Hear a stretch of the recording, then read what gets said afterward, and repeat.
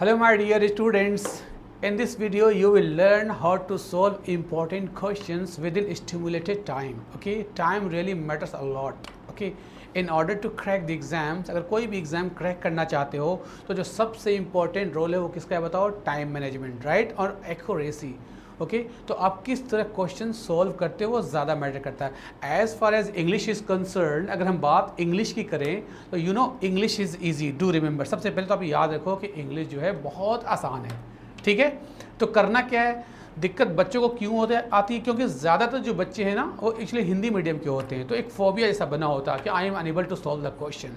But do remember, सिर्फ कोई structures नहीं होते हैं, कोई फार्मूले नहीं होते हैं, हमें सिर्फ करना क्या है, एट ए ग्लैंस क्वेश्चन को देखना है. You have to identify the questions and जो टाइम होगा विद इन स्टिपुलेटेड टाइम आपको वो क्वेश्चन को सोल्व करना है. राइट, क्वेश्चन सोल्व करने के लिए हमें सबसे पहले क्वेश्चन को आइडेंटिफाई करना होगा. आपके एग्जाम के क्वेश्चंस आसान क्यों होते हैं ये समझने की कोशिश करो. बिकॉज जो क्वेश्चंस होते हैं वो मल्टीपल चॉइसेस होते हैं. मल्टीपल चॉइसेस क्वेश्चन के लिए हमें क्या करना होगा, सिर्फ क्वेश्चन को आइडेंटिफाई करना होगा. राइट, अगर आपने क्वेश्चन आइडेंटिफाई कर लिया, उसके टेंस को समझ गए, उसके पार्ट्स ऑफ स्पीच को समझ गए, तो क्वेश्चन सोल्व करना आसान है.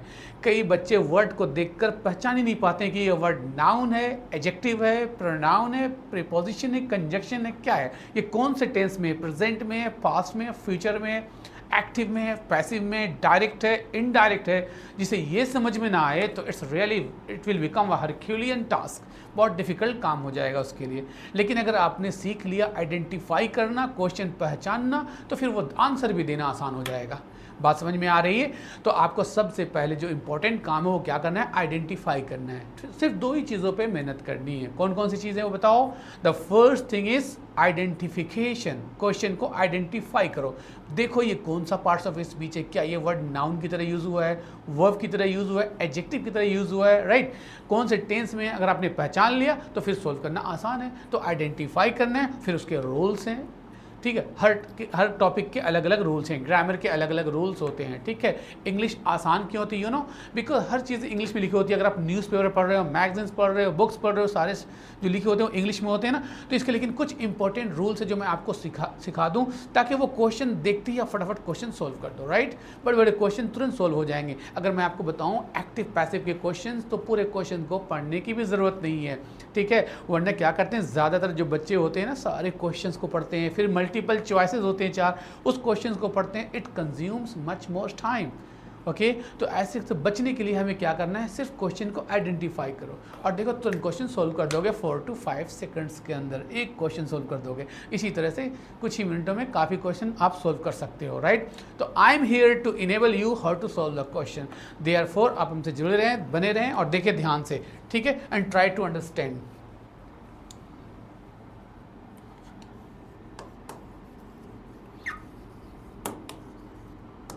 ओके, इसके लिए हमें करना क्या है, कुछ रूल्स हैं, इंपॉर्टेंट रूल्स हैं जो आप ध्यान से देखो और उस क्वेश्चन को सोल्व करेंगे. For example,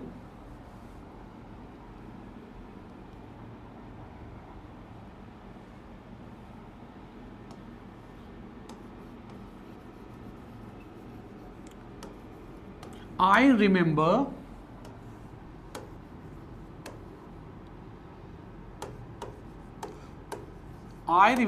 fill in the blank her 3 years ago. Okay, this one is a question, right? And now here there are 4 blanks.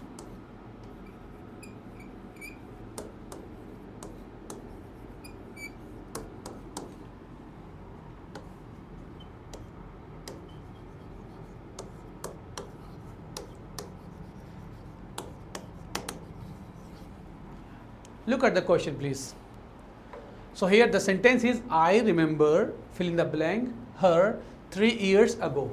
अब ऐसे क्वेश्चन को हमें तुरंत सोल्व करना है. यहाँ पे 4 ऑप्शंस हैं, तो आप क्या करोगे, एक एक क्वेश्चन को आप देखोगे. राइट, सबसे पहले आप क्या देखोगे कि अगर मैं यहाँ पे मीट रखूँ तो क्या ये आंसर सही हो रहा है, या फिर हम मेट रखें या टू मीट रखें या मीटिंग. इस तरह से आप कंफ्यूज करोगे और इससे बहुत ज़्यादा समय लग जाएगा. ठीक है, लेकिन कुछ इंपॉर्टेंट पॉइंट्स हैं जो आप याद रखोगे तो बहुत जल्दी वो क्वेश्चन सोल्व कर सकते हो. It will become very very easy for you. Okay, तो चलो पहली गलती तो होती है सीखने में, आप कोई सा भी ऑप्शन लगा सकते हो, लेकिन अगर आप सीख गए, क्या सीख गए, देखो एक एक वर्ड मैं लिख रहा हूँ जिस वर्ड का नाम क्या है, रिमेंबर। इस वर्ड को अच्छे से रिमेंबर कर लो। किसे रिमेंबर करना है, रिमेंबर को अच्छे से रिमेंबर कर लो, ये वर्ड है, ठीक है। अब देखो रिमेंबर के बाद अगर हम कोई वर्ब लेते हैं, उस वर्ब में हम टू प्लस वर्ब की फर्स्ट फॉर्म लगाते हैं, और रिमेंबर के बाद अगर कोई वर्ब आए तो हम उस वर्ब में आईएनजी भी यूज़ करते हैं, दोनों यूज़ करते हैं। रिमेंबर के बाद हम टू प्लस वर्ब की फर्स्ट फॉर्म लेते हैं। टू प्लस वर्ब की फर्स्ट फॉर्म जैसे to go, to read, to write, to speak, इस तरह से कई वर्ब्स हैं, राइट। जैसे मैं कहता I want to sing a song, to sing, to read, to write, to speak, इस तरह यूज़ करते हैं ना। सिमिलरली देखो यहाँ पे रिमेंबर के बाद अगर कोई वर्ब आ जाए तो उस वर्ब में क्या करना है, हमें आईएनजी यूज़ करना है, ठीक है। तो जैसे गो है तो आप गोइंग कर दोगे, रन का क्या हो जाएगा, रनिंग, जिसे हम कहते हैं जेरंड। क्या कहते हैं, जेरंड। इट मीन्स आपको क्या याद रखना है कि हमें याद रखना है कि रिमेंबर के बाद हम टू प्लस वर्ब की फर्स्ट फॉर्म भी लेते हैं या वर्ब में आईएनजी भी लेते हैं। अब सवाल ये है कि देखो ऑप्शन में दोनों है, टू प्लस मीट यहाँ भी है देखो, और मीटिंग यहाँ पे आईएनजी, दोनों है। ये एग्जाम में ऑलरेडी एसएससी के एग्जाम में ये क्वेश्चन पूछा गया क्वेश्चन है, राइट। तो हम इसे सोल्व कैसे करेंगे नाउ, है ना। अब तो यहाँ पे आप कंफ्यूज कर जाओगे कि यहाँ पे दोनों सही लग रहे हैं, चूँकि रूल तो यही हमारा है, पर डिफरेंस क्या है वो देखो आप। ये दो तो यूज़ होते हैं, लेकिन कब यूज़ होते हैं वो आपको सीखना है, ओके। अब देखो टू प्लस वर्ब की फर्स्ट फॉर्म जो हम यूज़ करते हैं वो कब यूज़ करेंगे, वो हम करेंगे फ्यूचर के लिए, और आईएनजी कब यूज़ करेंगे, पास्ट के लिए। हो गया ना आसान। रिमेंबर के बाद जब किसी वर्ब में आईएनजी लगा दो तो ये कब लगाएंगे, हम जब बात पास्ट की करेंगे, लेकिन अगर हम फ्यूचर की बात करें तो हम टू के साथ वर्ब की फर्स्ट फॉर्म में, ओके। अब देखो क्वेश्चन में यहाँ पे दिया हुआ है हेंस के 3 years अगो लिखा हुआ है ना, 3 years अगो। हमें इसे देखकर समझ जाना बात पास्ट की हो रही है, 3 years अगो मीन्स पास्ट की बात है, और पास्ट के लिए हम क्या लेंगे, इट मीन्स हमारा राइट आंसर क्या हो जाएगा, मीटिंग। Got the point.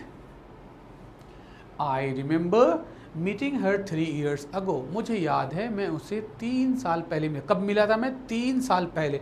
3 साल पहले मिलना मुझे अभी भी याद है, ओके। लेकिन मैं कहूँ कि आपको याद है कि क्लास के बाद आपको कुछ डाउट्स मुझसे पूछना है, मिस फ्यूचर की बात कर रहे हैं तो मैं क्या बोलूँगा, do you remember to ask me. To ask me क्यों कर रहा हूँ, क्योंकि आपको वो काम पूछना है। मैं कहूँ I remember to go to the zoo, मुझे याद है कि मुझे कहाँ जाना है, जू जाना है, राइट। तो वहाँ पे हम टू प्लस वर्ब की फर्स्ट फॉर्म ले रहे हैं, मिस फ्यूचर की बात कर रहे हैं, ओके। और हम अगर पास्ट की बात करें तो रिमेंबर के साथ क्या लोगे, आईएनजी लगा दो। I remember meeting you, okay, मुझे याद है कि मैं आपसे मिला था। I remember having a talk with you, मुझे याद है मैंने आपसे बात की थी। इस तरह से जो भी वर्ब रख दो, बात कब की होगी, पास्ट की होगी। डू यू रिमेंबर बीइंग बिटेन, क्या आपको याद है आपकी पिटाई हुई थी। Do you remember being bitten when you were in school, बात कब की हो रही है, पास्ट की हो रही है, तो हमने आईएनजी लगाया। बी में मैंने क्या लगाया, आईएनजी। लेकिन मैं कहूँ do you remember to be bitten, तो देखो ये बात कब की होगी, फ्यूचर की, सिंपल। तो इट मीन्स रिमेंबर के बाद हम क्या लेंगे, वर्ब की में आईएनजी या टू प्लस वर्ब की फर्स्ट में। ये रूल सभी समझ गए। इस तरह से कुछ और देखो जो गलतियां होती हैं वो सीखो आप। मैं आपको कुछ इंपॉर्टेंट रूल बता दूं। I am interested to help the poor. Look at this sentence और बताओ क्या ये सेंटेंस ग्रामेटिकली करेक्ट है या इनकरेक्ट है। क्या इस सेंटेंस में कोई एरर है। यहाँ पे कहा जा रहा है I am interested to help the poor. मैं इंटरेस्टेड हूँ, किन चीज़ों में इंटरेस्टेड हूँ, गरीबों की मदद करने में। It sounds good but this one is incorrect. Why so, यहाँ पे ग्रामेटिकल एरर है जो आपको याद रखना होगा, ठीक है। अब क्वेश्चन देखो यहाँ पे इस तरह पूछ दिए जाते हैं, I am interested, this one is the first part, to help, this one is the second part and the poor third part, और डी में क्या होता है, नो एरर।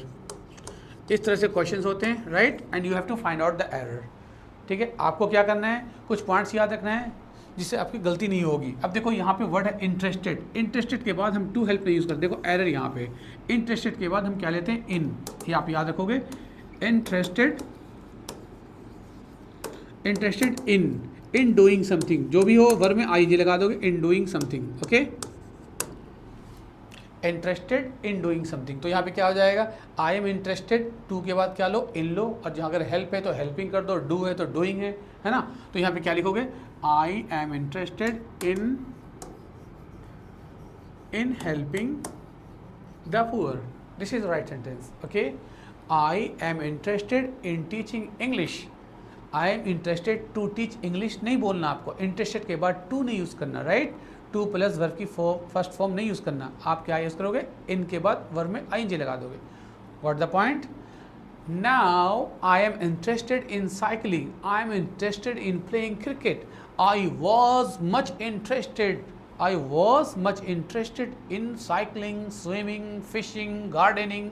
देखो सारे वर्ब में आई लगा रहा हूँ ना, बिकॉज मैंने वहाँ पे इन लगाया, in gardening, in fishing, in travelling. Are you interested in doing anything, तो yes I am interesting in solving questions, right. It means interested, I am interested, I was interested, कुछ भी use कर लो, interested के बाद आपको क्या लेना है, इन और प्लस वर्ब में I N G form. Got the point? अगर आप इस तरह याद रखोगे, because you need a rigorous practice, the more you make practice the more you improve, ठीक है। और जितना ज़्यादा प्रैक्टिस करोगे, you know confidence comes from preparation. Confidence कहाँ से आता है, तैयारी से। अगर कुछ अच्छे रूल्स सीख जाओगे, इंपॉर्टेंट रूल्स, तो you will be confident enough to solve the questions, okay. इस तरह से देखो कुछ और वर्ड्स हैं जो आपको याद रखना होगा। मैं कहूँ कि we are confident, we are confident to win the match, we are confident to win the match। look at this sentence, क्या ये सेंटेंस देखो तो सही लिखा हुआ है, we are confident to win the match, हम कॉन्फिडेंट हैं हम मैच जीत जाएंगे। But this sentence is not correct. Why so, because the here the word is confident. याद रखो कॉन्फिडेंट है, और कॉन्फिडेंट के बाद आप क्या रखना, देखो दो वर्ड होते हैं, कॉन्फिडेंट और दूसरा होता है कॉन्फिडेंस, ओके। कॉन्फिडेंट, कॉन्फिडेंस, ये कॉन्फिडेंट क्या है, ये एडजेक्टिव है और ये क्या है, नाउन है, ओके। तो जब ये कॉन्फिडेंट एडजेक्टिव हो, इसके साथ हमेशा ऑफ आता है, कॉन्फिडेंट ऑफ, ओके। और ये क्या है, कॉन्फिडेंस इन। याद रखो कॉन्फिडेंट ऑफ और कॉन्फिडेंस इन। एक और वर्ड सिखा दूं, क्योंकि कई बार पैसेज में ये वर्ड आ जाते हैं, बच्चों को पता नहीं होता, वो कहते हैं मैं तो वो वर्ड पढ़ाऊँ। देखो कॉन्फिडेंट, DANT है, ओके। और एक क्या है, कॉन्फी, चलो इसे भी सीख लो आप। DANT, देखो यहाँ DANTE है, यहाँ पे क्या DENT है। Look at the differences, here the difference is ANT, यहाँ पे क्या है ANT, और यहाँ पे क्या ENT, इसी तरह से ENT, ठीक है। अब हमें क्या डिफरेंस देखना है, ये कॉन्फिडेंट एडजेक्टिव है, ये देखो नाउन है, और यहाँ पे ये दोनों नाउन्स हैं, नाउन है, ठीक है, पार्ट्स ऑफ स्पीच नाउन है ये। इस कॉन्फिडेंट का मतलब होता है फ्रेंड, कंपेनियन, क्रोनी, राइट, जिसे हम बोलते हैं फ्रेंड, कलीग, दोस्त। दोस्त को क्या बोलते हैं, मैं कहूँ ही इज़ माई कॉन्फिडेंट, वो मेरा क्या है, दोस्त है, साथी है, ओके। इसी तरह से अगर कोई फीमेल फ्रेंड हो, फीमेल फ्रेंड को क्या बोलते हैं, उसके लास्ट में ई लगा देना, कॉन्फिडेंट, राइट। तो हस्बैंड अपनी वाइफ को क्या बोल सकता है, she is my confidence. Similarly wife अपने हस्बैंड को क्या बोलेगी, he is my confident. Got the point. My confident मैं यहाँ पे नाउन की तरह यूज़ कर रहा हूँ, लेकिन यहाँ पे क्या है, कॉन्फिडेंट ये एडजेक्टिव है, ठीक है। तो समझने की कोशिश करो, वी आर कॉन्फिडेंट, तो ये अंदर से आवाज़ आनी चाहिए। कॉन्फिडेंट के साथ हमने क्या पढ़ा है, ऑफ। तो देखो वी आर कॉन्फिडेंट ऑफ, और विन को क्या कर दोगे, winning. This is the right answer, okay. तो try to speak English the way it is spoken. तरीका वही होना चाहिए जो बोले जाते हैं, जिस तरह से ना। देखो यहाँ पे लिखा वी आर कॉन्फिडेंट, कॉन्फिडेंट के साथ क्या लो, ऑफ, ऑफ के बाद क्या लेना, winning. We are confident of winning the match. Now this sentence is correct. लेकिन अगर कॉन्फिडेंस कहते हो कि I have full confidence in myself, do you have confidence in yourself, तो कॉन्फिडेंस इन ले रहा हूँ, लेकिन जैसे मैं कॉन्फिडेंट कर रहा हूँ तो आप क्या लोगे, ऑफ लोगे, ठीक है। तो आपने क्या सीखा, इंटरेस्टेड के बाद आपने सीखा कि हमें इन लेना है, ओके। इसी तरह से कॉन्फिडेंट अगर आ जाए तो क्या लेंगे, ऑफ यूज़ करेंगे, ठीक है। सो देखो next question, he prevented me to go there. Look at this sentence. He prevented me to go there, but this sentence is not correct. हमें क्या करना है, हमें याद रखना है कि ये वर्ड यहाँ पे क्या, प्रिवेंट। आप याद रखो, प्रिवेंट समवन, किसी को रोकना है, ओके, फ्रॉम डूइंग समथिंग, ऐसे याद रखो। मैंने शॉर्ट में समथिंग लिख दिया है, ठीक है। देखो prevent someone from doing something, किसी को रोकना, किस चीज़ से रोकना, फ्रॉम डूइंग समथिंग, किसी काम को करने से रोकने को हम क्या बोलते हैं, prevent, right. The teacher prevented me from going there, teacher ने मुझे रोक दिया किस चीज़ से, जाने से वहाँ, तो प्रिवेंट के साथ फ्रॉम, राइट। 2-4 बार जब प्रैक्टिस करोगे लिखोगे तो ये याद सा हो जाएगा। पहली बार पढ़ने में थोड़ी दिक्कत होती है, थोड़ा हेजिटेशन होता है, वर्ड नहीं आ पाते ज़ुबान पे, ठीक है, लेकिन जब बार बार ये क्वेश्चन सॉल्व करोगे, और ये मस्ट है ना, देखो आप क्या करो, आप हमेशा नज़र रखो जो ऑलरेडी एग्जाम के क्वेश्चन पूछे गए हैं, प्रीवियस एग्जाम के क्वेश्चन पे नज़र रखो, राइट। और कुछ उसमें कंसेप्ट जो होते हैं वो आप सीख जाओगे, क्वेश्चन कैसे कैसे पूछे जा रहे हैं, फिर वो आसान हो जाता है। तो देखो यहाँ पे क्या है, प्रिवेंट, प्रिवेंट के साथ क्या लेना, समवन, ठीक है, prevent someone from doing something, किसी काम से रोकना, ओके। माय फादर प्रिवेंटेड मी, पापा ने मुझे रोक दिया, किस चीज़ से रोका, from stepping out at night, रात में बाहर जाने से उन्होंने रोक दिया, prevent me from going, right. तो प्रिवेंट टू नहीं कहना, प्रिवेंट फ्रॉम करना, ओके। इस तरह से याद कर लो कि दीज जो वर्ड्स हैं ना, must be on the tip of your tongue, ये सारे वर्ड्स ना होने चाहिए, आपके ज़ुबान पे होने चाहिए, फिर वो चीज़ आपके लिए बहुत आसान हो जाएगा। वरना थोड़ी सी मेहनत नहीं करोगे, नहीं सीखोगे, तो फिर बार बार गलतियाँ आपसे होंगे, ये कभी एरर में बनकर आ जाते हैं क्वेश्चन, कभी फिल इन द ब्लैंक में आ जाते हैं, कभी अंडरलाइन करके सेंटेंस इंप्रूवमेंट बना दिए जाते हैं, ठीक है, और ये समझ नहीं पाते। अब देखो छोटे छोटे सेंटेंसेस में बच्चों को प्रॉब्लम क्या होती है, जैसे मैं कहूँ कि आई एम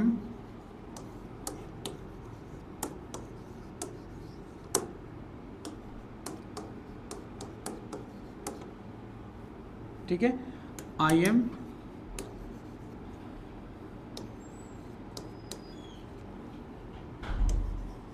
ओके, इस तरह से क्वेश्चंस होंगे कि I M dash the bus. अब ज़्यादातर बच्चे गलती क्या करते हैं, बच्चे करते हैं क्या, वो सबसे पहले उसे हिंदी में ट्रांसलेट करते हैं, राइट, और हिंदी में जैसे ही ट्रांसलेट करते हैं वो गलत ऑप्शन पे टिक लगा देते हैं। वैसे आप बताओ आपका आंसर क्या होगा, मैं कहाँ बैठा हूँ, मैं बस में हूँ ना, और जैसे ही आप कहोगे मैं बस में हूँ तो आप टिक किस पे लगाओगे, इन पे, I am in the bus, but this one is incorrect. तो सही आंसर क्या होगा, I am on the bus. Why I am on the bus क्यों कहेंगे, क्या मैं बस के ऊपर बैठा हूँ, छत के ऊपर हूँ, आई एम ऑन द बस मीन्स, तो इसे हिंदी में ट्रांसलेट नहीं करना, राइट। हिंदी के क्वेश्चन को इंग्लिश में सॉल्व नहीं करना, सिमिलरली इंग्लिश के क्वेश्चन को हिंदी, दोनों के रूल्स बिल्कुल अलग अलग हैं, ओके। अब देखो, अब समझने की कोशिश करो, उसके पोजीशन को समझो कि हमने ऑन द बस क्यों लिया। तो याद रखो, जो पब्लिक ट्रांसपोर्टेशन होता है ना, उसके लिए हम ऑन का यूज़ करते हैं, और जो पर्सनल है उसके लिए हम इन लेते हैं। मेरी बात समझ में आई। If you go from one place to another place, एक जगह से दूसरी जगह जाते हो, अगर आप बस से जाते हो तो क्या लोगे, पब्लिक है ना ट्रांसपोर्ट, उसकी क्या लोगे, on the bus, okay, on the plane, on the train, on the metro, इस तरह से यूज़ करना, ऑन द शिप, ठीक है, तो ऑन द शिप इस तरह लोगे। लेकिन अगर आप कार में हो तो कहेंगे in the car, what the point. तो जी, या फिर इस तरह से सिंपल भाषा में समझ लो कि जिसके अंदर आप चल फिर सकते हो, घूम सकते हो, जैसे हम बस के अंदर जा सकते हैं, खड़े हो सकते हैं, घूम सकते हैं, है ना, ट्रेन के अंदर चल फिर सकते हैं, ओके, बड़ी बड़ी जहाज़ शिप होती है ना, उसके अंदर हम चल सकते हैं, ट्रेन एरोप्लेन में घूम सकते हैं, चल सकते हैं अंदर, तो हम उसके लिए हम ऑन यूज़ करेंगे, व्हाट द पॉइंट। लेकिन टैक्सी हो, ट्रेन हो, उसके अंदर आप ये टैक्सी और क्या कार, इसके अंदर चल नहीं सकते, तो कहेंगे in the car, what the point. तो ध्यान से सुनो, आई am in the car, I am in the taxi. लेकिन जैसे ही कहोगे मैं एरोप्लेन में हूँ तो क्या बोलोगे, I am on the plane, in the plane नहीं कहना, व्हाट द पॉइंट। और इसे हिंदी में भी नहीं सोचना है कि मैं एरोप्लेन के ऊपर हूँ या अंदर हूँ, कहाँ हूँ। आपको देखना एरोप्लेन के चलने फिरने की जगह है अंदर में, तो हम क्या आएंगे, on the plane, okay. When I was on the plane, तो ये घटना घटी, ऐसे बोलते हैं ना, on the plane, on the train, clear. तो यहाँ पे इसका आंसर क्या हो जाएगा, ऑन द। याद रखो, ये क्वेश्चन भी एग्जाम में पूछा गया है, ठीक है। आप ऐसे क्वेश्चन पे नजर रखो जो एग्जाम में क्वेश्चन पूछे गए हैं और जो पूछे जाते हैं, ओके। ऐसे क्वेश्चन कॉन्सेप्चुअल क्वेश्चंस होते हैं, बाकी सिंपल जो noun, pronoun, adjective, verb, adverb, ये तो राइट फ्रॉम वेरी बिगिनिंग बच्चे पढ़े हैं, स्कूल से पढ़ते हैं, क्लास फर्स्ट और सेकंड से ये चीज़ें इंट्रोड्यूस करी जाता है बच्चों के, और बच्चे पढ़ते हैं, पढ़ाने वाले वही चीज़ पढ़ाते रहते हैं, राइट, रेडीमेड वही सारी चीज़ें होती हैं। But you should try to learn those questions which are frequently asked in exams. Exam में जो क्वेश्चन बार बार आते हैं ना, वो ज़्यादा इंपॉर्टेंट, वैसे क्वेश्चन पे नजर रखो, ठीक है। अब देखो, जानकारी ना होने की वजह से बच्चों को कितनी दिक्कत होती है, कितनी परेशानी होती है। फॉर एग्जाम्पल मैं यहां पे लिखूं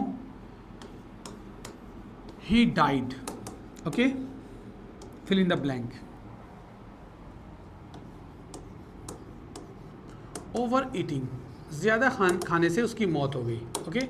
और ऑप्शन दे दी गए, he died, fill in the blank, overeating. अब इन चार में से हमें एक को पिक करना है। तो ज़्यादातर बच्चे क्या करते हैं, देखते हैं डाई के साथ ऑफ, इट साउंड्स गुड, ये सही लग रहा है या नहीं, या फिर दूसरे ऑप्शन को मूव करते हैं, तीसरे चौथे को, है ना, और वो क्वेश्चन सॉल्व नहीं कर पाते, ठीक है। देयरफॉर इसे सॉल्व करने के लिए आपको पहले से कुछ याद रखना होगा, तभी आप सॉल्व कर सकते हो। वो क्या याद रखना होगा? अब देखो यहाँ पे एक वर्ड है डाई। डाई का मतलब होता है मरना, ओके। डाई के साथ प्रीपोजिशन ऑफ भी आता है, बाय भी आता है, फ्रॉम भी आता है और इन भी आता है। अब चारों आते हैं, तो क्या हम चारों पे टिक लगाएंगे? नहीं, हम करेंगे क्या, हम पूरे सेंटेंस को पढ़कर समझेंगे कि किस कॉन्टेक्स्ट की बात हो, कहना क्या चाह रहा है। यहाँ पे ही कहना क्या चाह रहा है, राइट। जिस तरह पैसेजेस आते हैं ना, तो पैसेज में ऑथर कहना क्या चाह रहा है, क्या इंप्लाई कर रहा है, ठीक है। तो पैसेजेस जो होते हैं बेस्ड ऑन एजम्पशन होते हैं, ठीक है। वो क्या रेफर कर रहा है, वो इन्फ्रेंसेस बेस्ड होते हैं, उनके इशारा को समझना होता है, उसके टोन को समझना होता है, तभी जाकर वो क्वेश्चन सॉल्व होता है। वरना ज़्यादातर बच्चे जो जल्दबाजी करते हैं ना, उनसे अक्सर गलत होता है। कहते हैं ना, हेस्ट ऑलवेज मेक्स में, जल्दी का काम क्या होता है, शैतान का होता है। तो हमें चीज़ों को समझना है कि इशारा क्या कर रहा है, ठीक है।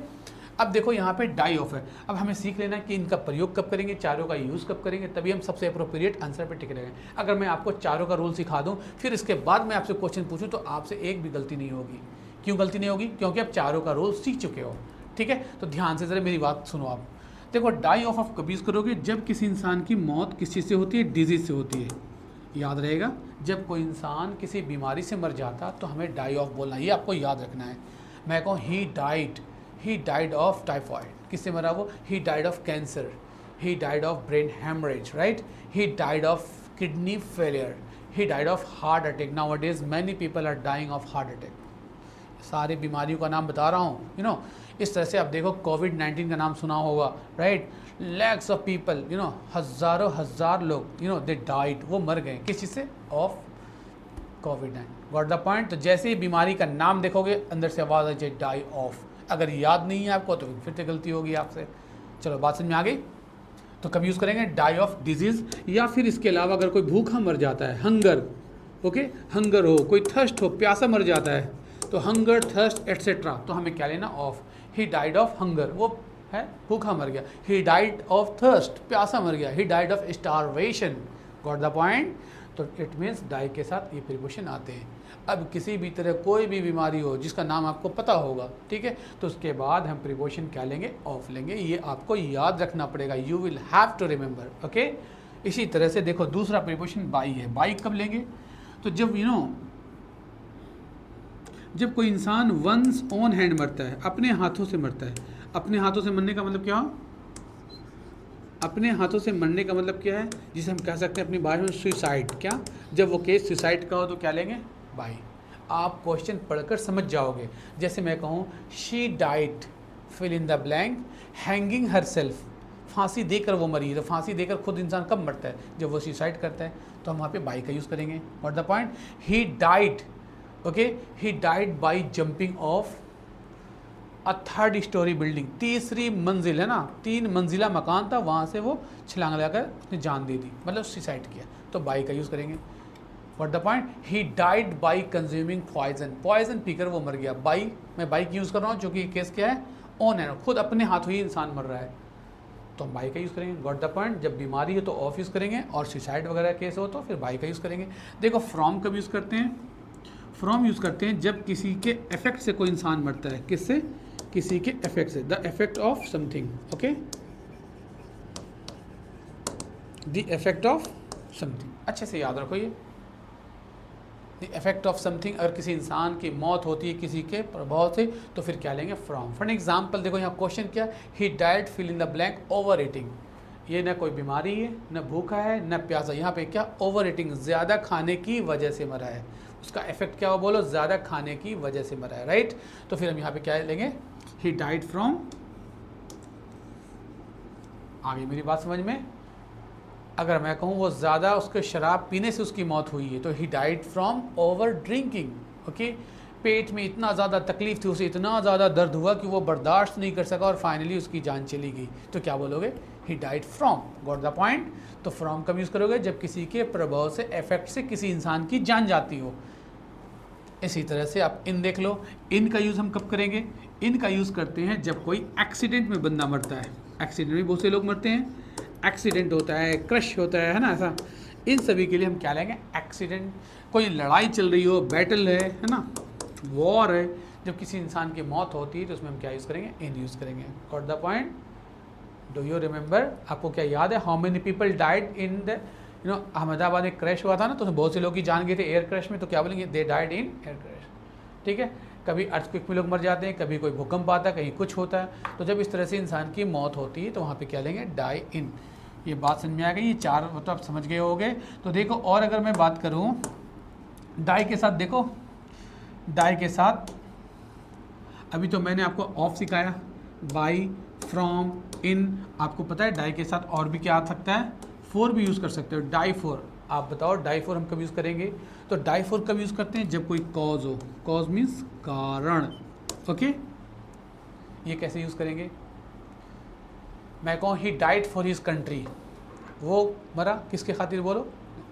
तो you please tell me, one word substitution में आते हैं ना आपके एग्जाम में, अलग अलग टॉपिक होते हैं, आप याद रखो एग्जाम में आते हैं one word substitution, synonyms, antonyms, phrasal verbs, phrasal replacement, sentence improvement, reading comprehension, parajumble sentences जो पी क्यू वाले होते हैं, ठीक है, ऑर्डरिंग ऑफ वर्ड्स होते हैं, ऑर्डरिंग ऑफ सेंटेंसेज होते हैं, फिर होमोनिम्स होते हैं, होमोफोन्स होते हैं, confusing words, pair of words, active voice, passive voice, question tag, ये आपकी मतलब सिलेबस है आपका, है ना। ये सारे जो है ना, ये आपको पढ़ना होगा। इन सब के लिए देखो ज़्यादा मेहनत इतनी कोई करता नहीं है, करना क्या आपको शॉर्ट ट्रिक और टेक्निक कुछ ऐसे होंगे जो फटाफट क्वेश्चन आइडेंटिफाई करोगे, तुम फटाफट टिक लगा दोगे, ठीक है।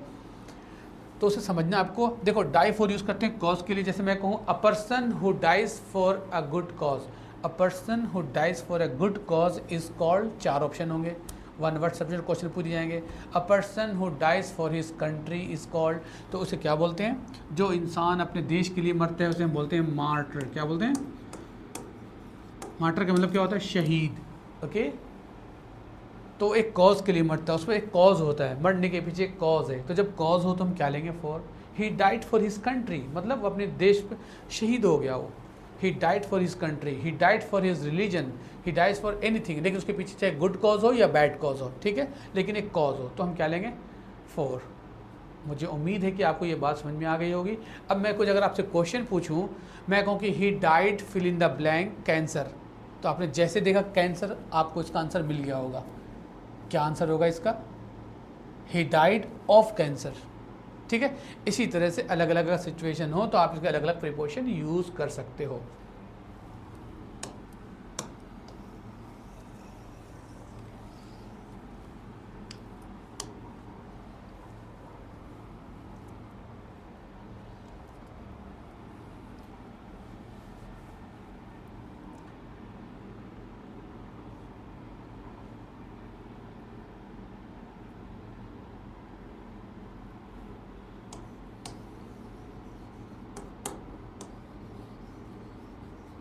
Ravi along with his friends, Ravi along with his friends are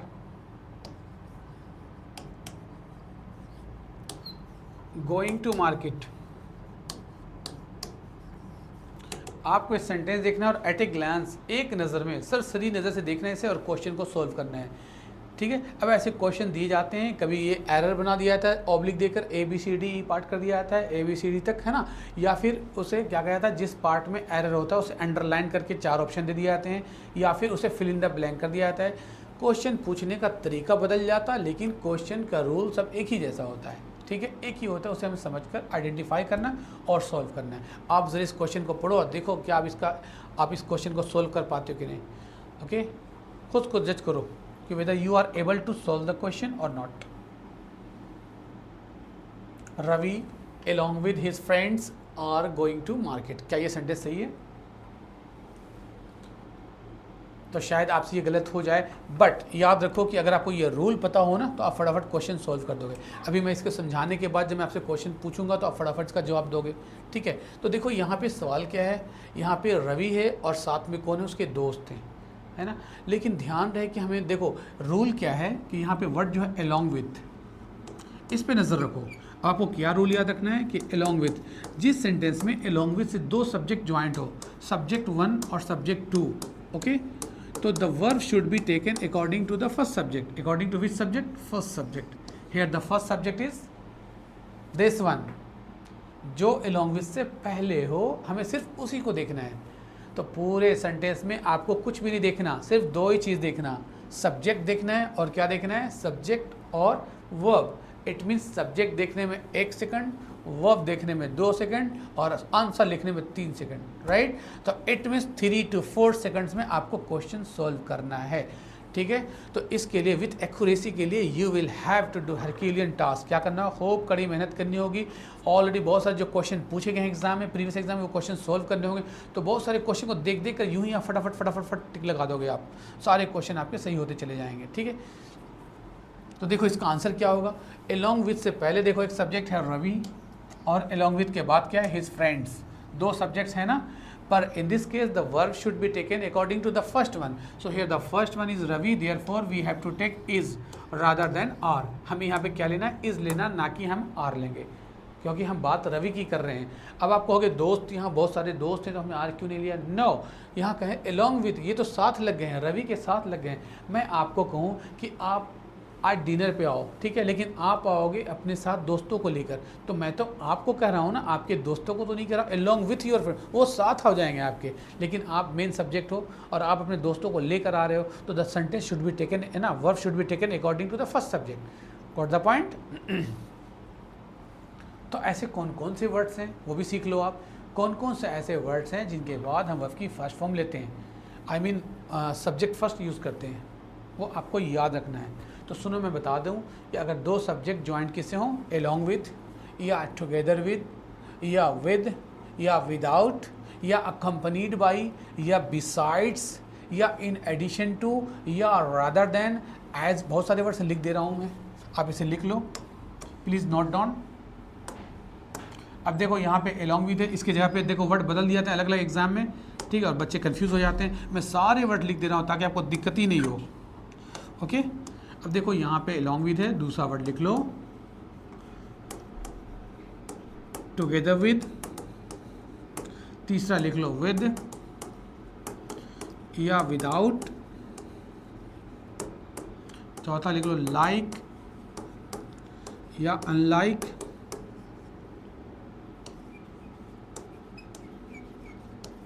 as well as and not,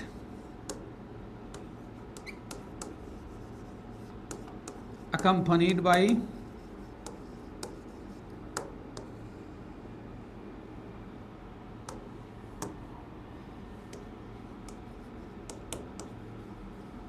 besides or rather than, in addition to।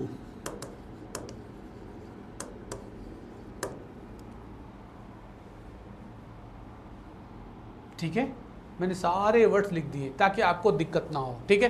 एक बार अगर आप अच्छे से पढ़ लोगे और इसे मेमोराइज कर लोगे, इसे अगर क्रैम कर लोगे, तो बाकी क्वेश्चन आसान हो जाएंगे, ठीक है। कोई नए रूल्स नहीं होते हैं, सारे रूल्स बने बनाए हैं, क्वेश्चन पूछने का सिर्फ तरीका बदल जाता, ठीक है। अलग अलग एग्जाम में अलग अलग वर्ड पूछ दिए जाते हैं। अब जो बच्चे वो क्वेश्चन सोल्व करते हैं तो उन्हें एक ही वर्ड याद रहता है, अगली बार दूसरा वर्ड पूछ दिया जाता है तो बच्चे फिर कंफ्यूज हो जाते हैं, राइट। अलग अलग एग्जाम में क्वेश्चन पूछे गए हैं, अगर आप प्रीवियस एग्जाम के क्वेश्चन देखोगे ना तो फिर आप रियलाइज़ करोगे, then you will come to know कि कितने इंपॉर्टेंट पॉइंट है ये, ठीक है। तो इसे आप अच्छे से याद कर लो कि अगर ये वर्ड्स हैं और इनसे अगर 2 सब्जेक्ट्स ज्वाइंट हों तो वर्ब हमें जो लेना है वो फर्स्ट वाले के अनुसार लेना है। The verb must be taken according to the first subject के अनुसार लेना है। हमें तो सेकंड को तो देखना भी नहीं है, देख कर भी अपने टाइम को वेस्ट नहीं करना है, ठीक है, क्योंकि हमें मात्र 3 से 4 सेकंड्स में सॉल्व करना है क्वेश्चन, और इतना फास्ट सॉल्व करने के लिए हमें थोड़ा ध्यान रखना पड़ेगा, हमें अलर्ट रहना होगा। You have to be very much attentive, ठीक है।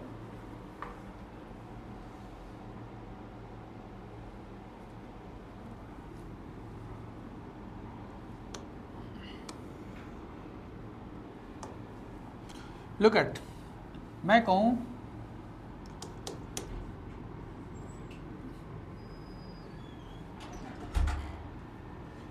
कि the teacher along with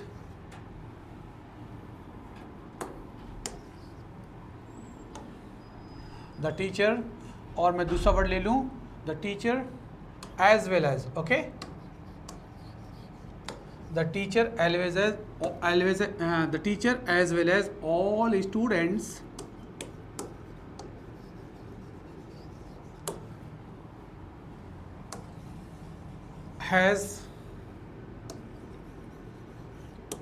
has completed his work.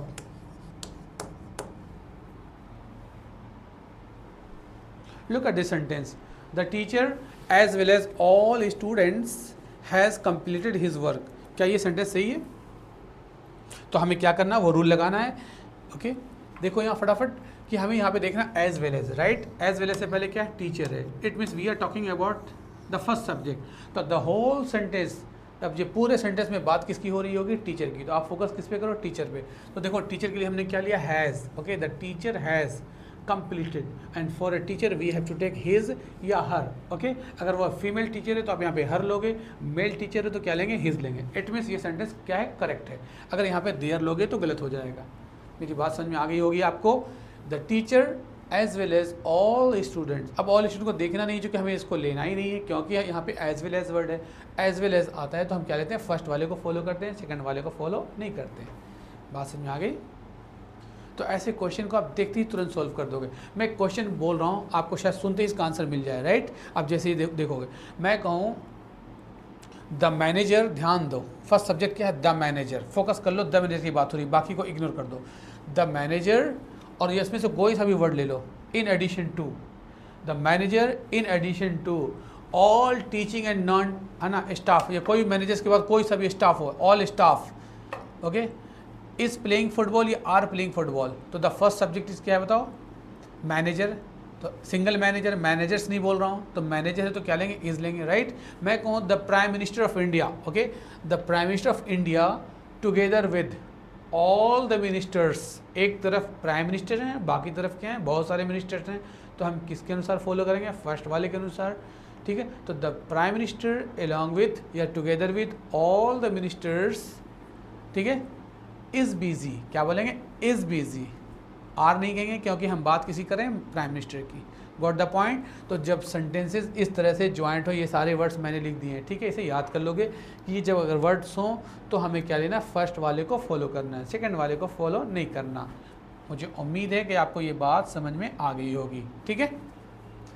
लेकिन एक ऐसा रूल सिखा दूँ आपको जिसमें हमें फर्स्ट वाले को नहीं देखना होता, जस्ट इसका अपोजिट क्या है, वो सेकंड वाला है, उसे भी लिख लो. क्योंकि आप तो अभी सीख गए कि फर्स्ट वाले को लेना है, अब हमें कब सेकंड वाले को लेना है वो भी लिख लो आप और सीख लो आप.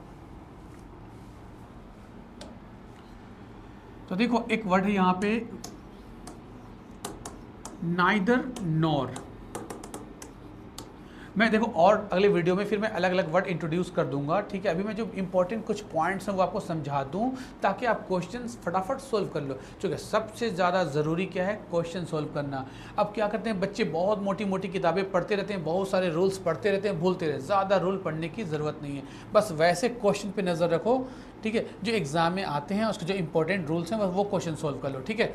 अब देखो मैं यहाँ पे लिखा नाइदर नॉर. अलग से जब मैं पढ़ाऊंगा तो मैं नाइदर का यूज़ सिखाऊंगा, नाइदर कब यूज़ करते हैं, नॉर कैसे यूज़ करते हैं, आइदर कैसे यूज़ करते हैं, वो अलग अलग पार्ट है, ठीक है. अभी हम सिर्फ इस पर फोकस करें कि नाइदर नॉर, आइदर या इधर, और इसी तरह से क्या है, वेदर और not but, not only but also, या सिंपली क्या हो, और. देखो ये भी वर्ड्स हैं. अब हमें क्या करना, इससे सब्जेक्ट ज्वाइंट होंगे, सब्जेक्ट 1 और सब्जेक्ट 2. ओके अब in this case the verb should be taken according to the second one, not according to the first one. याद रहेगा, अगर सब्जेक्ट्स इन शब्दों से कनेक्टेड हों, ज्वाइंट हों, तो in this case the verb must agree with the nearest subject. अब बताओ इन दोनों में जो सबसे नज़दीक हो वर्ब के, उसके अनुसार लेना है. मीन्स अब फर्स्ट वाले के अनुसार नहीं लेना, तो लेना किसके अनुसार है, सेकंड वाले के अनुसार. बात समझ में आ गई होगी आपको. मैं इंग्लिश और हिंदी दोनों में समझा दे रहा हूँ ताकि आपको बात समझ में आ जाए, ठीक है. अब ज़रा एक क्वेश्चन लिखो और इसका आंसर आप देखो क्या इसका आंसर होगा. मैं कहूँ कि neither you nor I fill in the blank.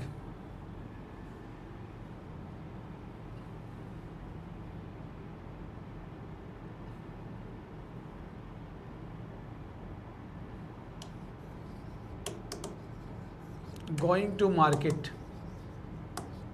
ना तुम जा रहे हो मार्केट और ना मैं जा रहा हूँ, ठीक है. अब यहाँ से ऑप्शन बने होंगे 4, M आर इज या were. Look at this sentence.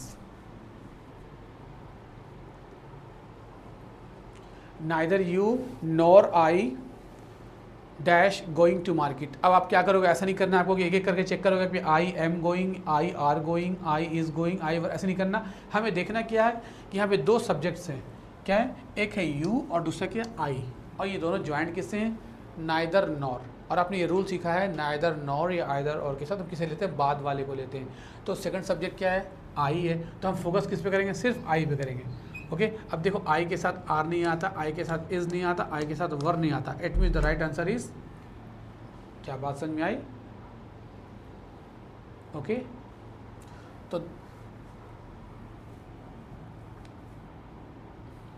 तो verb must agree with the nearest subject. Okay जो सबसे नज़दीक हो.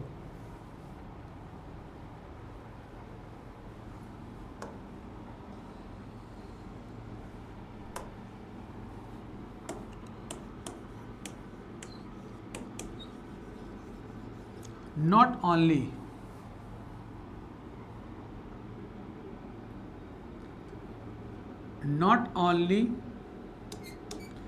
the doctor but also all nurses is busy. Look at this sentence. क्या ये सेंटेंस सही है.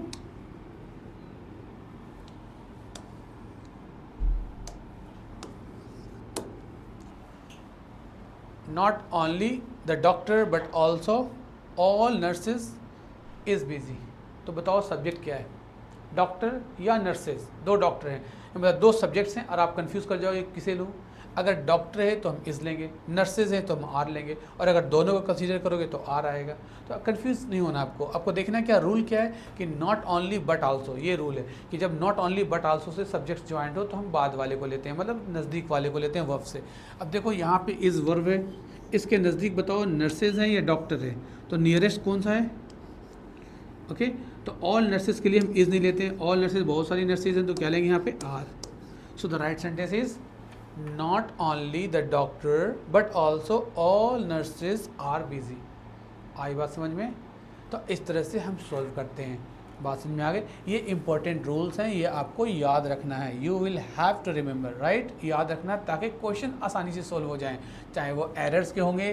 देखो रूल पे बेस्ड जो क्वेश्चन होते हैं वो किससे होते हैं, या तो स्पॉटिंग एरर्स होंगे, या फिर फिल इन द ब्लैंक के होंगे, या अंडरलाइन पार्ट होंगे जिसे कहते हैं सेंटेंस इंप्रूवमेंट या सेंटेंस रिप्लेसमेंट. ऐसे क्वेश्चन आते हैं रूल बेस्ड, ठीक है.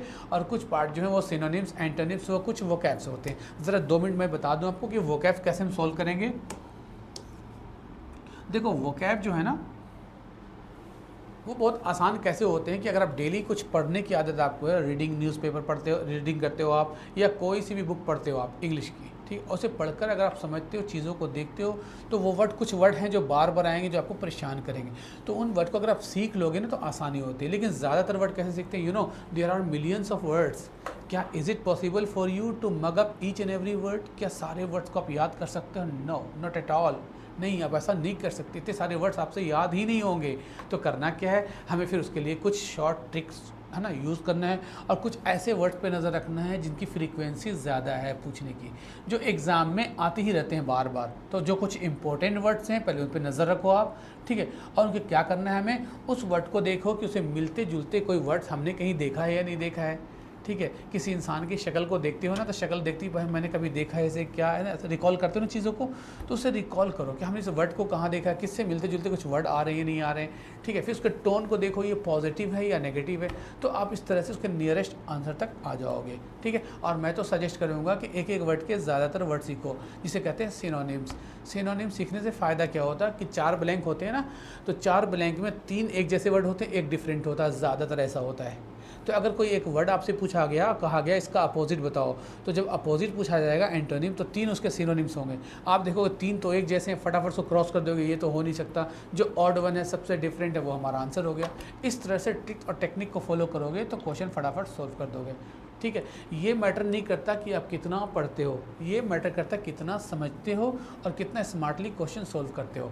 ये ज़्यादा ज़रूरी है आपके लिए. बात समझ में? तो इन चीज़ों को ध्यान में रखो, वरना जो इतना ज़्यादा ये लोग बढ़ा कर देते हैं, इन चीज़ों के पीछे पढ़ना नहीं है, आपका रिजल्ट ख़राब हो जाएगा, है ना, एग्ज़ाम क्लियर नहीं कर पाओगे। तो टू द पॉइंट चीज़ों को पढ़ो और सही से क्वेश्चन सोल्व करने की कोशिश करो। फॉर एन एग्जाम्पल, जैसे देखो यहाँ पे मैं एक वर्ड लिखूँ, आपसे पूछ दिया जाए कि मेलिफ्लुअस किसे कहते हैं, तो आप तो कहोगे मैंने ये वर्ड तो कभी देखा ही नहीं, सुना ही नहीं कि मेलिफ्लुअस का अगर सिनोनिम पूछ दिया गया हो या फिर उसका एंटोनिम पूछ दिया तो वो क्वेश्चन आप छोड़ कर आ जाओगे। लेकिन अगर आप थोड़ा सा दिमाग लगाओ कि देखो यहाँ पे एक वर्ड है फ्लू, है ना, फ्लू, देखो FLU, फ्लू। फ्लू का मतलब होता है फ्लो, फ्लो मतलब बहना, फ्लू मतलब बहना। अब इससे बहुत सारे वर्ड होते हैं, देखो एक वर्ड एक बना है फ्लुएंसी, फ्लुएंसी, फिर होता है इनफ्लो। अगर हम सिर्फ फ्लू की बात करें,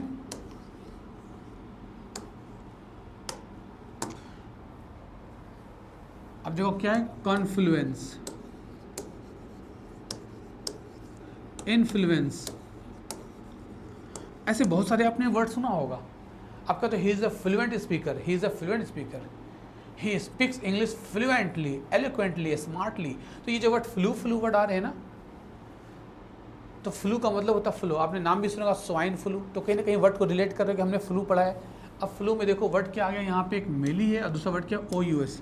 आपको पता है जब वर्ड में OUS लगाते हैं तो वो बन जाता है एडजेक्टिव। ये पार्ट्स ऑफ स्पीच है। जब मैं एडजेक्टिव पे एक लेक्चर दूंगा ना तो फिर चीज़ों को समझा दूंगा, क्योंकि आपको सिर्फ 2 ही काम करना है। मैंने बार बार ये बात कह रहा हूँ, ध्यान से सुनना कि क्या करना है, हमें क्वेश्चन को आइडेंटिफाई करना है। क्वेश्चन देखकर पहचान कैसे पाओगे, जब उसको पहचान लोगे कि ये वर्ड एडजेक्टिव है, वर्ब है, एडवर्ब है, हमें करना क्या है। अगर उसे पहचान लेते हो और फिर उसका रूल पता होना चाहिए कि इसका रूल क्या है, क्वेश्चन कैसे सोल्व करेंगे। तो एडजेक्टिव का अगर रूल पता और एडजेक्टिव पहचानना आ जाए तो क्वेश्चन बहुत आसान है आपके लिए। नहीं करना है दोनों तो बहुत डिफिकल्ट होगा आपके लिए, ठीक है। तो देखो मैं आपको क्या कह रहा हूँ कि जब किसी वर्ड के लास्ट में OUS आए तो समझो वो एडजेक्टिव है। मुझे ज़रा 5 ऐसे वर्ड बताओ जो एडजेक्टिव हो जिसके लास्ट में OUS आए, OUS या IOS। अब देखो ये OUS है ना, मैं बोल रहा हूँ आप सुनो। जैसे मैं कहूँ वोरेशियस, गैरुलस, लोकेशियस, है ना, फैबुलस, वोसिफेरस, रैनकोरस। क्या आपने ऐसे वर्ड सुना है? ये सब एग्जाम में आते हैं। रैनकोरस, कैकोफोनस, वोरेशियस, ठीक है, सबके लास्ट में होता है लोकेशियस, गैरुलस, मेटिकुलस, स्क्रपुलस, अनस्क्रपुलस। बात समझ में आ रही? इस सारे वर्ड के लास्ट में देखो मैं OUS लगा रहा हूँ, मतलब सारे वर्ड्स जो हैं ये एडजेक्टिव्स हैं। एनीवे, तो एडजेक्टिव का काम क्या है ये आपको पता होगा, क्योंकि ये बच्चे स्कूल में पढ़ते हैं। एडजेक्टिव का काम है विशेषता बताना, राइट। अब यहाँ पे फ्लू का मतलब फ्लो हो गया, ये क्वालिटी बता रहा है। अब यहाँ पे वर्ड एक मेली, मेली का मतलब होता है स्वीट। क्या होता है? स्वीट। देखो स्वीट और फ्लू का मतलब फ्लो। तो जब फ्लो मतलब बहना, जब किसी की आवाज़ मीठी हो, सुरीली हो, तो मीठी आवाज़ को इंग्लिश में क्या बोलते हैं? Fluous, mellifluous. What the point? मैं कहूँ कि आपकी आवाज़ कितनी मीठी है, कितनी सुरीली है, तो उसे क्या बोलेंगे? मेलीफ्लुअस। मेलीफ्लुअस का मतलब क्या हो गया? मेलोडियस। Okay, melodious. इसको और हम कहते हैं डलसेट। क्या बोलते हैं? डलसेट। इसे हम कहते हैं प्लीजेंट। ओके, प्लीजेंट साउंड, मीठी आवाज़, सुरीली आवाज़। तो देखो मीठी आवाज़ के हमने कितने वर्ड सीख गए? मेलीफ्लुअस, दूसरा वर्ड क्या हो? मेलोडियस, MELODIOS, और क्या है? डलसेट और प्लीजेंट साउंड, इसे कहते हैं मेलीफ्लुअस। तो क्वेश्चन आते हैं कि इसका सिनोनिम बताओ या एंटोनिम बताओ। अब देखो इसका अपोजिट वर्ड क्या हो जाएगा? अपोजिट वर्ड हो जाएगा इसका रैनकोरस, रैनकोरस, ठीक है, जिसे हम कहते हैं कैकोफोनस। ये सब क्वेश्चन आते हैं प्रीवियस एग्जाम के, देखो क्वेश्चन ये सारे है ना, पूछे जाते हैं कि रैनकोरस, कैकोफोनस, वोसिफेरस, बॉयस्टेरस, ओके, वोसिफेरस, बॉयस्टेरस, नॉइजी, हार्श, ये सब आवाज़ हो गए, ठीक है। तो देखो इनका सिनोनिम भी सीख गए, एंटोनिम भी सीख गए। यहाँ देखो फ्लुएंसी है, फ्लू मतलब मैंने बताया फ्लो करना, और इसमें एंसी फ्लू धारा प्रवाह। क्या बोलते हैं हिंदी में? धारा प्रवाह, fluency. Okay, he wants to pick a fluency in English, English में फर्राटेदार इंग्लिश बोलना चाहता है, तो ये क्या है? फ्लुएंसी। देखो कन, फ्लू और एंस, है ना वर्ड। अब देखो एन से बहुत सारे वर्ड्स होते हैं बने हुए, एंस, ENC या ANC है तो ध्यान रखो ये नाउन बन जाता है। क्या बन जाता है? नाउन। जैसे मैं कहूँ इम्पोर्टेंस, ठीक है, prudence, elegance, reluctance, unwillingness, willingness, intelligence, ठीक है, ऑपुलेंस। ऐसे बहुत सारे वर्ड्स हैं जिनके लास्ट में ये आते हैं। इट मीन्स ये नाउन है। कन का मतलब होता है साथ, कन का मतलब होता है टुगेदर। देखो मैंने अलग अलग पार्ट कर दिया मैंने। अब क्या हो गया, कन का मतलब हो गया साथ, फ्लू मतलब बहना, और एंस का मतलब अवस्था। एब्स्ट्रैक्ट नाउन होते हैं, अवस्था तो भाववाचक जिसे कहते हो आप। अब साथ साथ बहने की अवस्था को हम क्या बोलते हैं, तो हिंदी में कहते हो कन मतलब साथ और फ्लू मतलब बहना। तो जब दो चीज़ साथ साथ मिलकर बहते हैं उसे हम बोलते हैं हिंदी में संगम। क्या बोलते हैं, संगम। जैसे गंगा, यमुना, सरस्वती, कई नदियाँ आपस में मिलकर है ना बहती हैं एक साथ। कन मतलब साथ, फ्लू मतलब बहना, फ्लो होना, और ऐसे को हम क्या बोलते हैं, कन्फ्लुएंस, संगम। बात समझ में आ गई। अब आपसे पूछा भी सकता कि बताओ the place where rivers meets, वैसी जगह पे जहाँ पे नदियाँ मिलती हैं, the place where rivers meet is called, वैसी जगह का नाम बताओ जहाँ पे नदियाँ आपस में मिलती हैं। तो हिंदी में तो आपको पता होगा संगम, यहाँ पे यूनियन होता है, तो सेम इंग्लिश में क्या बोलेंगे, confluence, right. Love is the confluence of two heart, प्यार दो दिलों का संगम है। तो संगम मतलब एक साथ, तो उसे हम बोलते हैं कॉन्फ्लुएंस। What the point. इन का मतलब देखो होता अंदर, फ्लू मतलब फ्लो, एंस मतलब अवस्था। तो जब किसी के आप फ्लो में आ जाते हो तो उसे हम बोलते हैं मैं इन्फ्लुएंस हो गया हूँ उससे, ठीक है। I was influenced by my father, by home were you influenced, आप किसके इन्फ्लुएंस में, किसके फ्लो में आ गए। बात समझ में आ रही। तो इस तरह से फ्लो से बहुत सारे वर्ड बने होते हैं, तो आपको ये याद करना पड़ेगा, ठीक है। इस तरह से आप याद कर लोगे तो कभी भूलोगे भी नहीं। अब देखो जैसे वर्ड है एम्बी, एम्बी डेक्स्ट्रस, क्या वर्ड है, एम्बी डेक्स्ट्रस। अब एम्बी यहाँ पे वर्ड है, एम्बी वर्ड, ठीक है, एम्बी, एम्बिगुअस। अब ऐसे ऐसे वर्ड्स हैं, तो देखो तीनों जैसे वर्ड एम्बी एम्बी लग रहे हैं। एम्बी का मतलब होता है दोनों, क्या होता है, दोनों। देखो एम्बी का मतलब दो होता है, डेक्स्ट मतलब होता है हैंड, डेक्स्ट मतलब हाथ, और ओ यू एस मतलब देखो फिर एडजेक्टिव है ये, ओ यू एस से क्वालिटी एडजेक्टिव है, ठीक है, क्वालिटी। तो जिस इंसान के दोनों हाथों में इक्वल क्वालिटी हो उसे हम क्या बोलते हैं, ambidextrous, right. If you can write with your both hand then you will be called ambidextrous. Having, अब आपसे पूछा जाएगा कि having equal abilities in both hands is called, तो आप क्या बोलोगे, एम्बीडेक्स्ट्रस। एम्बी मतलब दोनों, डेक्स्ट मतलब हैंड, और इसमें क्वालिटी। जो इंसान के अंदर दोनों हाथों में सेम एबिलिटी हो उसे क्या बोलते हैं, ambidextrous. Got the point. Ambi मतलब दोनों हो गए, डेक्स्ट मतलब हैंड। इसी तरह देखो वर्ड, आपने सुना है वर्ड, कहीं सुना है आपने, ये मैं आपको बताऊँ। वर्ट आपने सुना होगा, वर्टेड, इन्वर्टर सुना ना आपने, इन्वर्ट करता है ना, इन्वर्ट, इन्वर्टेड कॉमा उल्टा होता है ना, इन्वर्टेड। इंट्रोवर्ट सुना आपने, इंट्रोवर्ट, एक्सट्रोवर्ट। इंट्रोवर्ट का मतलब क्या होता है, इन मतलब अंदर, जो अंदर ही की उसका झुकाव हो, अंतर्मुखी कहते हैं ना। अ person who is self interested, किसी और से उसको मतलब नहीं होता, दैट्स कॉल्ड इंट्रोवर्ट। लेकिन जो दूसरों के बारे में करता है उसको कहते हैं एक्सट्रोवर्ट, ठीक है।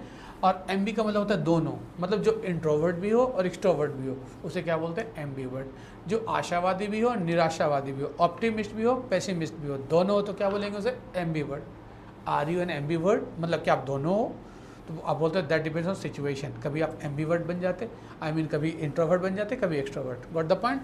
एम्बी मतलब देखो फिर दोनों हो गया। गुअस मतलब क्या होता है, जिसके दो मीनिंग निकल कर आए हैं। आपसे पूछा जाएगा हैविंग टू डिफरेंट मीनिंग्स, और आप कंफ्यूज कर जाते हो, उसमें क्या बोलते हैं, एम्बिगुअस। समझ गए। एम्बिगुअस का मतलब धुंधलापन होता है, साफ होता नहीं है, ठीक है, वो क्लियर नहीं होता, तो इसे हम बोलते हैं क्या, इसे हम बोलते हैं ओपेक। अब ऐसे क्वेश्चन आएंगे कि एम्बिगुअस की मीनिंग बताओ, तो आप क्या लिखोगे, ओपेक। जिसे हम बोलते हैं मर्की, क्या बोलते हैं, मर्की, ठीक है। मर्की का मतलब क्या होता है, ओपेक, मर्की। जिसे हम कहते हैं वेग, VAGU। ऐसे ऐसे वर्ड मिलेंगे आपको ऑप्शन में जो आपने कभी देखा भी नहीं होगा, राइट। तो अब बच्चों को दिक्कत होती है, बच्चे करते क्या हैं, किसी बुक को उठा लेते हैं और बुक में क्या लिखा था, अल्फ़ाबेटिकल ऑर्डर में A से बहुत सारे वर्ड्स होते हैं, फिर B से होते हैं, वो सब कॉपी पेस्ट होते हैं, बात समझ में। और उसी को बच्चे रटते रहते हैं, रटते हैं भूलते हैं, रटते हैं भूलते हैं, ठीक। ऐसा नहीं करना आपको, ठीक है। ऐसे वर्ड्स याद कर लो जिसकी फ्रीक्वेंसी ज़्यादा एग्जाम में आ जाए और आसानी से वर्ड भी याद हो जाएंगे। तो आप याद रखो, एम्बिगुअस का मतलब क्या होता है, ओपेक, मर्की, वैग, क्लाउडी, ठीक है। ओपेक, ये ऑब्सक्योर लिख लो यहाँ पे, ऑब्सक्योर, ठीक है, ऑब्सक्योर। जो ट्रांसपेरेंट नहीं हो, मतलब धुंधलापन उसके अंदर। मैं कहूँ the water of Yamuna is murky, Yamuna का पानी कैसा हो गया, मर्की है। मर्की का मतलब धुंधलापन है, साफ दिखता नहीं, उसके अंदर की मछली दिखती नहीं है, उसे बोलते हैं मर्की, मडी टाइप का होता है, राइट। तो ये सारे वर्ड हेजी होते हैं वो, व्हाट द पॉइंट। तो ऐसे और भी अगर वर्ड्स आए तो आपके लिए आसानी होगी, बस डिपेंड करता है आप कितने शार्प माइंडेड हो, आप चीज़ों को किस तरह ले रहे हो, उसके लिए थोड़ा आपको प्रैक्टिस करनी होगी और थोड़ी मेहनत करनी होगी, ठीक है, बट राइट डायरेक्शन में करनी होगी, ठीक है। The more you make practice the more you improve. इस तरह से वर्ड्स याद करो और इन वीडियोस को देखो ध्यान से, क्वेश्चन को समझो और then try to solve the question. और प्रीवियस एग्जाम में जो क्वेश्चन हैं उस पर नजर रखो, क्वेश्चन कैसे पूछे जा रहे हैं और अपने आप को उसी के अनुसार तैयार करो। ये नहीं देखो कि हमें सारे टॉपिक को पढ़ना है, खाली थ्योरी पढ़ते जाओ, खाली क्वेश्चन अगर आप सोल्व नहीं कर पा रहे हो तो सब कुछ बेकार है। तो you should try to solve the question, right. तो I will try my best to enable you how to solve the question. मैं आपको लाइक बनाऊंगा क्वेश्चन कैसे फटाफट सोल्व करना है, कम से कम समय में एक्यूरेसी के साथ क्वेश्चन कैसे सोल्व करोगे। और वो सोल्व करने के लिए हमें कुछ इंपॉर्टेंट रूल्स जो है वो आपको याद रखना होगा और कुछ शॉर्ट ट्रिक बता दूंगा जिससे फटाफट सारे क्वेश्चन सोल्व कर दोगे। फिर आपके अंदर कॉन्फिडेंस आ जाएगा। जैसे ही कॉन्फिडेंस आया आपके अंदर, आप बहुत ज़्यादा इंटरेस्ट लेने लगोगे और बहुत सारे क्वेश्चन सोल्व करोगे। जितना ज़्यादा क्वेश्चन सोल्व करोगे उतना ज़्यादा कॉन्फिडेंट हो जाओगे। फिर आप क्वेश्चन है ना, आपको मतलब सफलता आपको बहुत जल्दी मिलेगी, ठीक है। मुझे उम्मीद है आपको ये बहुत फ़ायदा होगा, ठीक है। अब इस वीडियो को देखो, प्रैक्टिस करते रहो, फिर हम आपसे जल्दी मिलेंगे। Okay, bye bye.